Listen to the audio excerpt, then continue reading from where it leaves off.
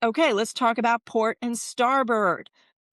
You have to know which way port and starboard is, not to be confused with port tack and a starboard tack, and we'll get a little more into that later. This is just about port and starboard, and it's directional. So let's review. First of all, what is the first thing you have to remember when you're deciding whether you're on port or starboard, or somebody's yelling port or starboard?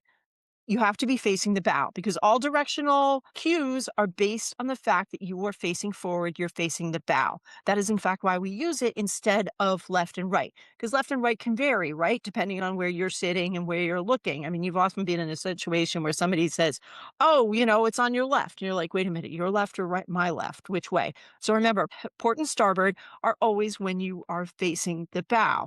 So the first one let's talk about is port. Port is on the left side. And how do you remember it's the left side? This is a super easy trick. You've probably already been told, right? Four letters. Yes, four letters. Portleft. Port, right? Sorry, left port. I don't have a P, but Port. Port, four letters. So that's easy. Remember, port has four letters, just like left. That leaves the other side as being starboard. Remember, you've got to be facing the bow, not facing your friend, not facing the cockpit, not facing the snacks, facing the bow. Another way to remember port, and this is going to tie a little bit into navigation. So just so you remember this on the test, that port is a red wine. So port navigation lights are red. So if you're seeing red lights, remember those are on the left and that's your port side.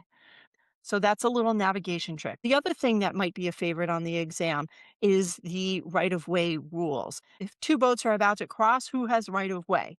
So just so you know, the boat on the port tack has to give way to the boat on the starboard tack. And often this is indicated by a boat yelling, starboard, particularly in races where everybody's trying to go fast and get in front of each other. You'll hear, starboard.